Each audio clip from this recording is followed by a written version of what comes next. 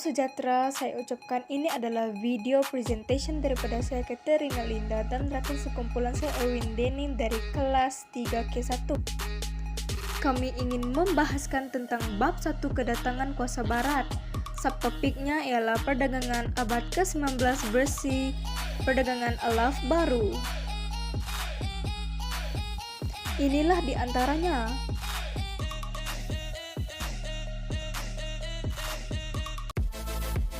Perahu tup adalah sejenis perahu kapal yang dibina di Hindia Belanda. Pada separuh pertama abad ke-19, jenis kapal ini adalah jenis kapal yang paling biasa digunakan oleh pelayar dan pedagang di Nusantara. Perahu ini kadang kala juga membawa dayung berjumlah antara 16 hingga 20. Muatan perahu ini adalah sekitar 40 hingga 60 koyan. Pedawakang ialah perahu tradisional yang digunakan oleh suku Bugis, Mandar dan orang-orang Makassar dari Sulawesi Selatan. Menurut Horich, kata padawakang, padwakang dan paduang adalah dari bahasa Austronesia. Padawakang ini telah dibina semula oleh Nick Birmingham di tahun 1987. Tenaga adalah kapal kontena yang dibina pada tahun 2008 dan kini sedang berlayar di bawah bendera Singapura. Panjang kapal ini adalah 28 meter dan draft semasa ia adalah 10.3 meter. Ia juga menggunakan enjin diesel. Kapal MTT Pasir Gudang adalah kapal kontena yang dibina pada tahun 2000 dan kini sedang berlayar di bawah bendera Malaysia. Panjang kapal ini adalah 27 meter dan draft semasa adalah 8.8 meter. Ia menggunakan enjin diesel. Apa fungsi kapal-kapal ini? Semua kapal ini berfungsi untuk kegiatan perdagangan, untuk menghantar barang atas permintaan pelanggan ataupun untuk dipasarkan ke negara-negara lain yang memerlukan. Jelaskan pengaruh perkembangan teknologi dalam industri pengangkutan yang membantu perkembangan kegiatan perdagangan sejak abad ke-19 hingga kini. Apa yang berubah dalam teknologi pengangkutan? Terdapat beberapa perubahan yang mempengaruhi teknologi dalam industri pengangkutan, antaranya ialah cara atau bagaimana kapal itu bergerak. Contohnya dari segi kekuatan atau kecanggihan enjin kapal tersebut. Seterusnya, reka bentuk kapal tersebut. Reka bentuk kapal yang stabil dan sesuai dapat mengelakkan kejadian kemalangan karam di tengah laut. Selain itu, benda yang mempengaruhi perkembangan ini ialah banyak negeri yang telah memberi kerjasama kepada kita dari segi membeli dan juga berniaga di sini. Selain itu, kita juga mempunyai kedudukan yang strategik dari segi geografi, bermaksud ia lebih senang untuk orang berdagang. Soalan yang kedua, bagaimananya kejuteraan boleh berubah? Apa yang menyebabkan manusia membuat sesuatu teknologi? Contohnya melalui lakaran, pengajian, penyelesaian masalah, pemerhatian, dan lainnya. Dan soalan yang terakhir, soalan ketiga, bayangkan Anda berada pada tahun 2050, apakah jenis pengangkutan pada masa tersebut yang akan digunakan dalam kegiatan perdagangan? Pada pandangan saya, pada tahun 2050, jenis pengangkutan pada masa tersebut yang akan digunakan dalam kegiatan perdagangan ialah jenis pengangkutan yang mesra alam. Contohnya penggunaan sistem solar untuk mengurangkan penggunaan petrol dan lain-lainnya supaya bumi kita tidak tercemar dengan gas-gas karbon dioksida dan karbon monoksida. Pada tahun 2050, jenis pengangkutan pada masa tersebut akan tetap menggunakan pengangkutan air tetapi dengan menggunakan cara yang lebih canggih, pantas dan tidak menggunakan gas yang banyak. Sekian, terima kasih. Itu saja yang kami ingin bahaskan di dalam video ini. Saya harap video ini bermanfaat kepada semua yang telah menontonnya.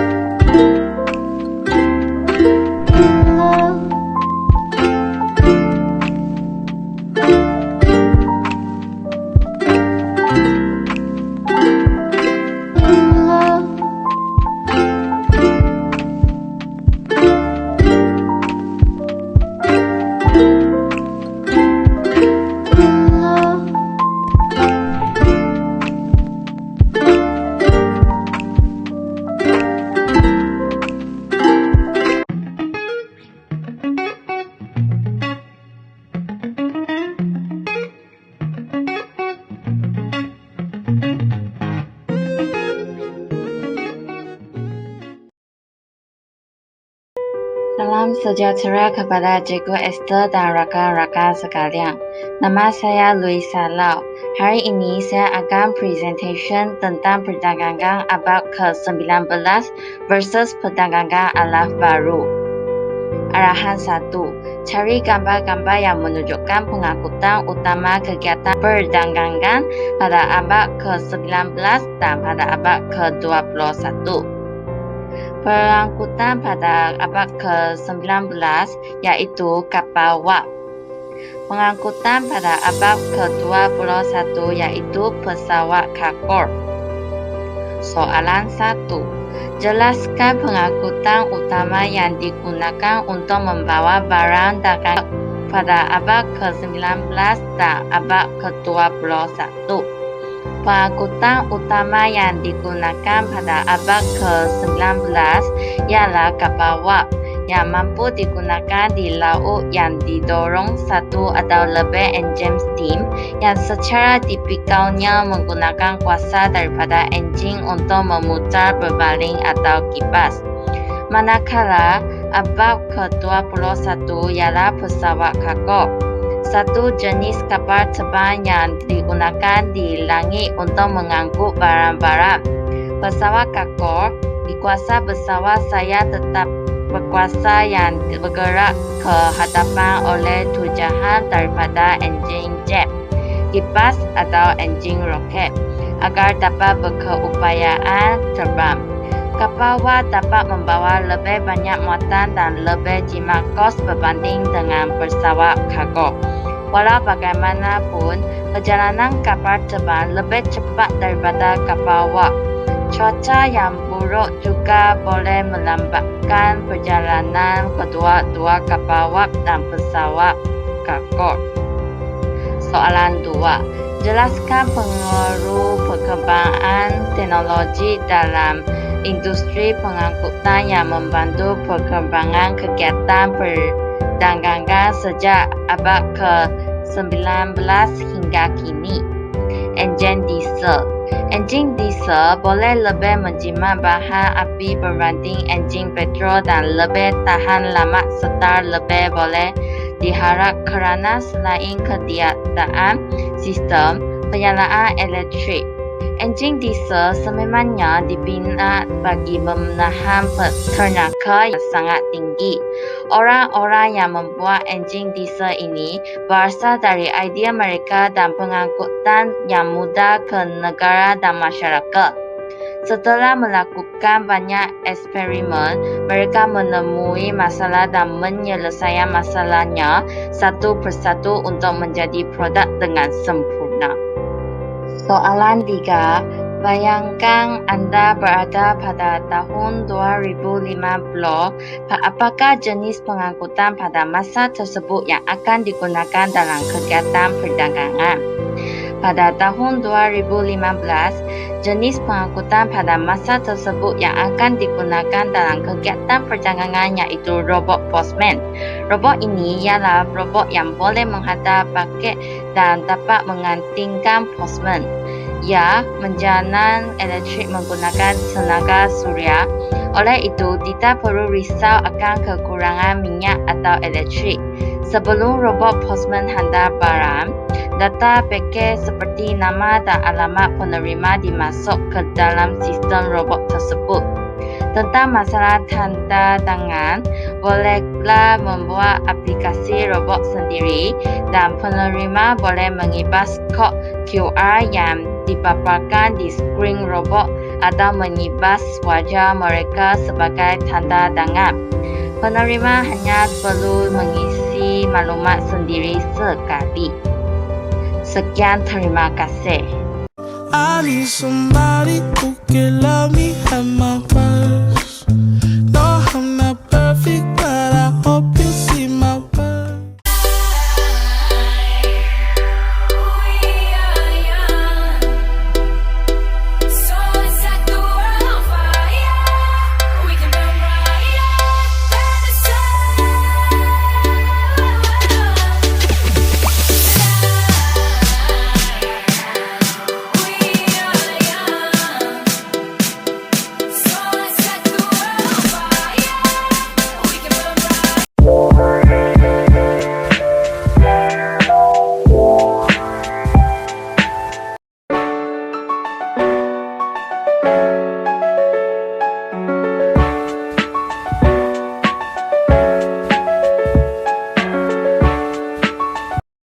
Arahan 1.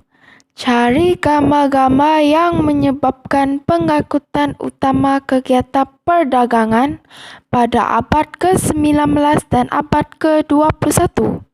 Pada abad ke-19, pengangkutan utama mereka gunakan ialah kapal layar.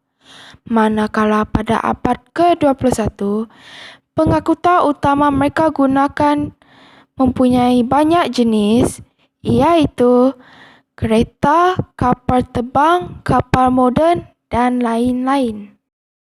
Jelaskan pengangkutan utama yang digunakan untuk membawa barang perdagangan pada abad ke-19 dan abad ke-21.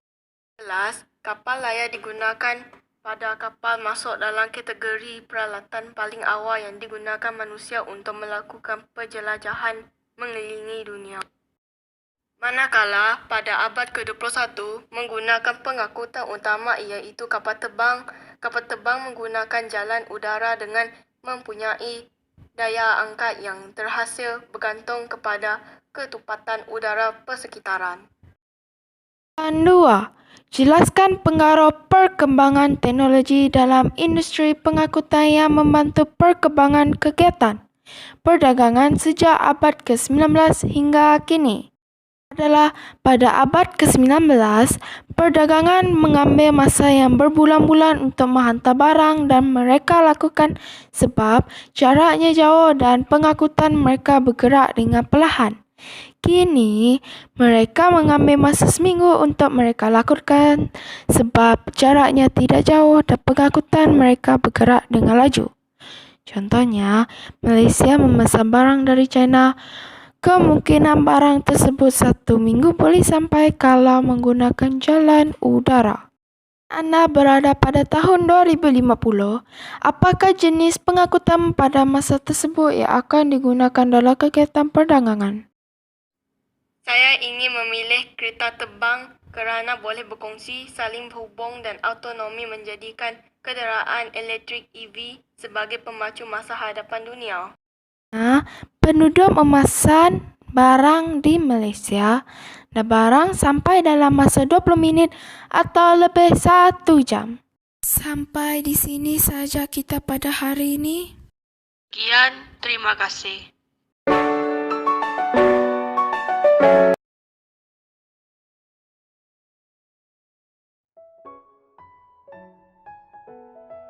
Selamat sejahtera cikgu, kami dari kelas 3 K1, nama saya Abigail Longbaya dan tugas saya adalah untuk menyediakan slide pembentangan kami. Hai, nama saya Belinda dan saya merupakan ahli kedua dalam kumpulan ini. Tugas saya adalah untuk mencari maklumat dan gambar melalui internet. Hai, nama saya Charlene dan tugas saya ialah untuk mencari maklumat. Jadi selepas ini kami akan membentangkan hasil tugasan kami.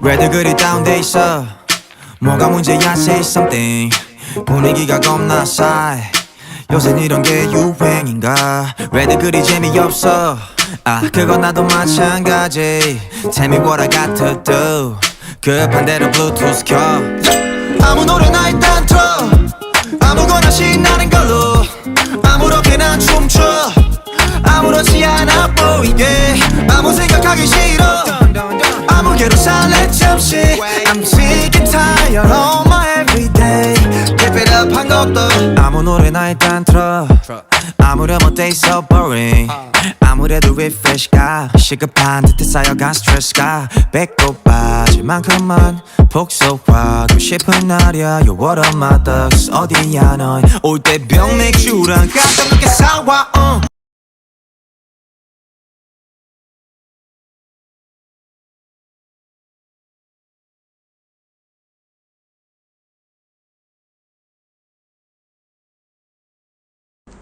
Pengangkutan pada abad ke-19 ialah kapal wap. Kapal wap mempunyai 3 kebaikan iaitu dapat memuatkan banyak barang, menjimatkan kos dan perjalanan menjadi lebih cepat. Jenis pengangkutan utama pada abad ke-21 pula ialah kereta api. Kereta api dibina untuk mengangkut biji timah. Jadi soalan kedua pula jelaskan pengaruh perkembangan teknologi dalam industri pengangkutan yang membantu perkembangan kegiatan perdagangan sejak abad ke-19 hingga kini. Jadi contoh bahan yang berubah ialah enjin. Bagaimanakah ia berubah? Dengan menaik tarafkan enjin supaya penghantaran menjadi lebih cepat. Soalan terakhir, bayangkan anda berada pada tahun 2050. Apakah jenis pengangkutan pada masa tersebut yang akan digunakan dalam kegiatan perdagangan? Jadi contoh pengangkutan tersebut ialah flying box. Flying box adalah sejenis pengangkutan udara yang berbentuk segi empat. Flying box dapat terbang dan dikawal menggunakan telefon pintar. Flying box tersebut mempunyai mikro pengawal dan menerima isyarat daripada telefon pintar.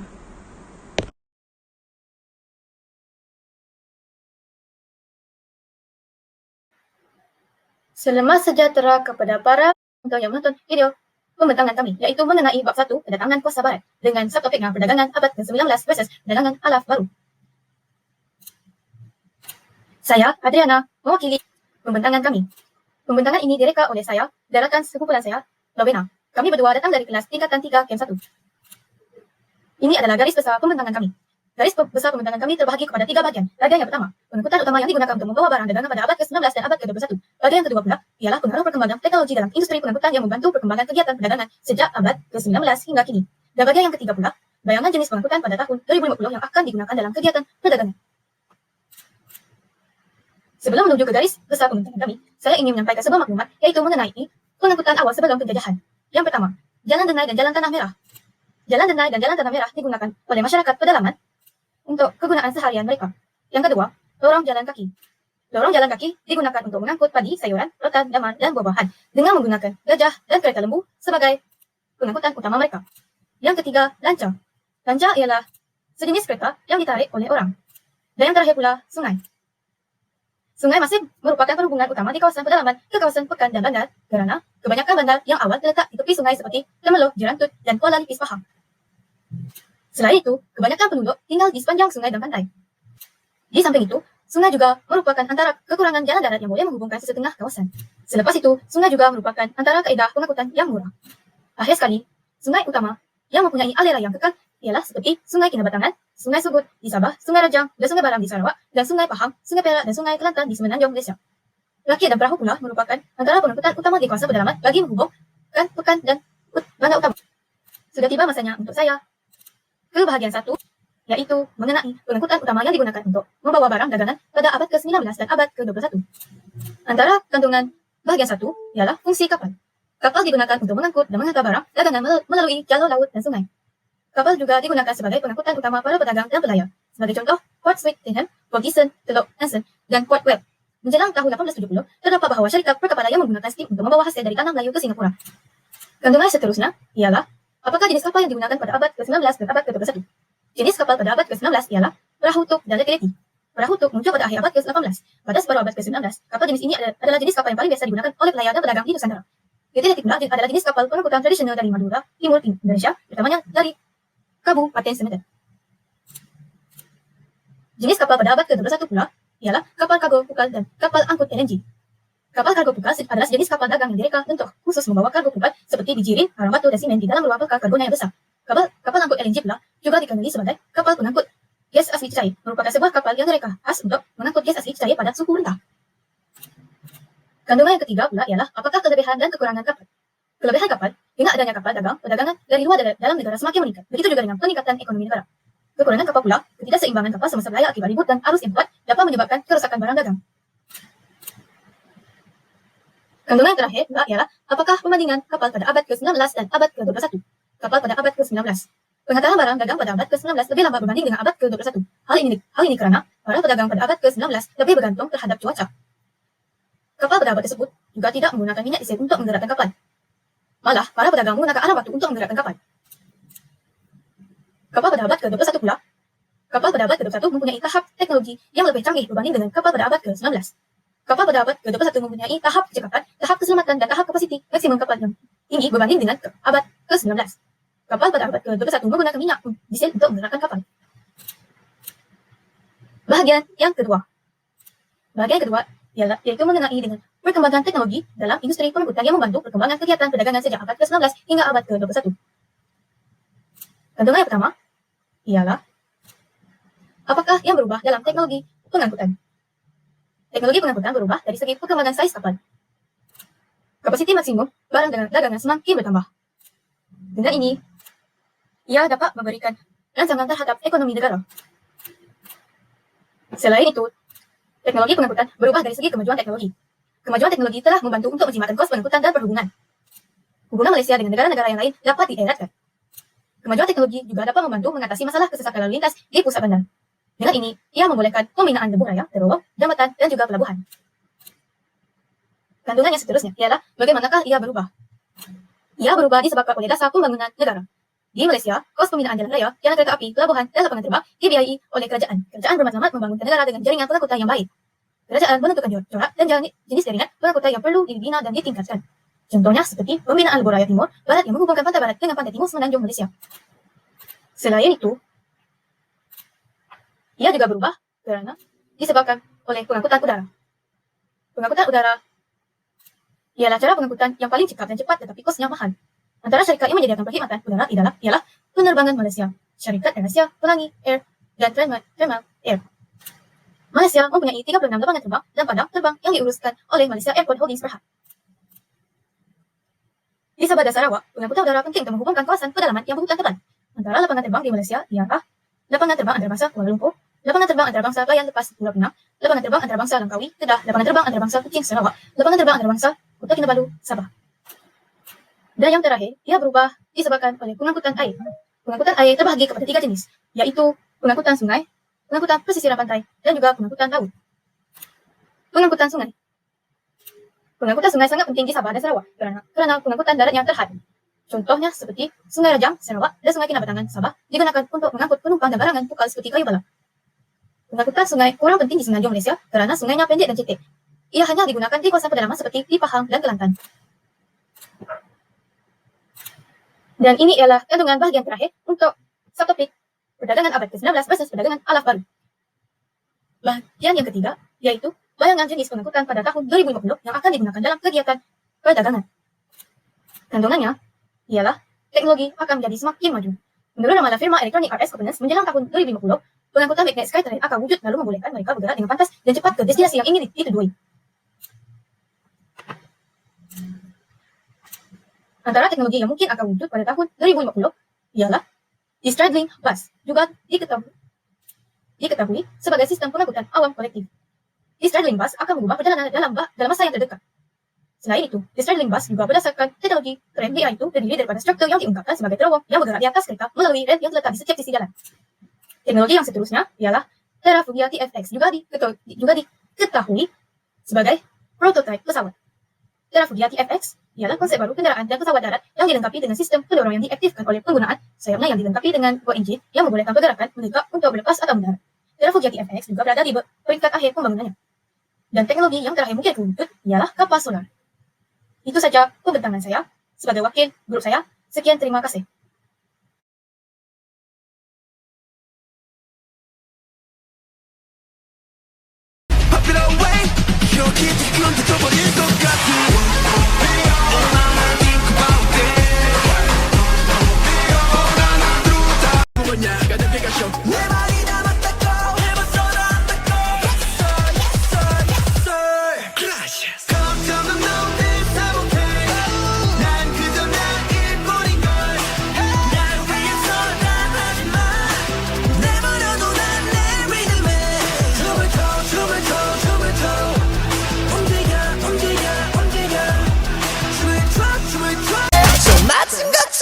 Bang bang bang, bang bang bang, bang bang bang, bang bang bang. Na na na na. Wow, fantastic, baby. Dance. I wanna dance, dance, dance, dance. 그치게 다리는 시작이고. On my way, 모두 발을 맞추고.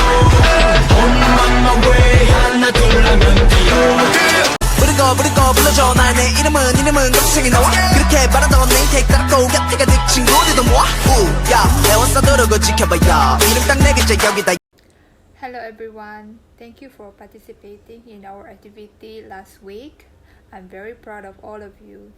Syabas dan tahniah kepada yang telah menghantar video. Kamu boleh tengok hasil tugasan rakan yang lain.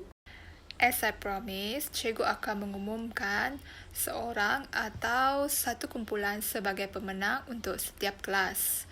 Pemenang dipilih berdasarkan bukan sahaja kualiti video tetapi juga konten video. It's a tough one. I believe that everyone works hard on their video. So, cikgu pilih berdasarkan konten yang paling mantap, persembahan ataupun presenting yang paling baik dan juga kualiti video. Baiklah, untuk 3K1, video yang paling menarik, konten yang paling mantap dan presentation yang paling baik juga jatuh kepada kumpulan Adriana dengan Lovena. Congrats! Untuk 3K5, presentation terbaik jatuh kepada kumpulan Gracilia dengan Christy. Congrats! Cikgu suka sangat dengar suara mereka berdua present video tersebut. Last but not least, untuk kelas 3K10, congratulations to kumpulan Baun, Kia dengan Grace. Walaupun di only group yang menghantar, tetapi cikgu sangat berpuas hati dengan konten video kamu. Congratulations girls! Overall, semua video yang dihasilkan sangatlah menarik dan sangat baik. Tetapi cikgu perlu memilih satu pemenang dari setiap kelas. Semua student yang telah menghantar video, don't worry, kamu semua earn your point dalam penilaian dalam kelas yang cikgu buat. Jadi setiap kali kamu ada membuat tugasan ataupun aktiviti, kamu akan dinilai. Okay, that's it for tonight. Thank you for watching. Bye!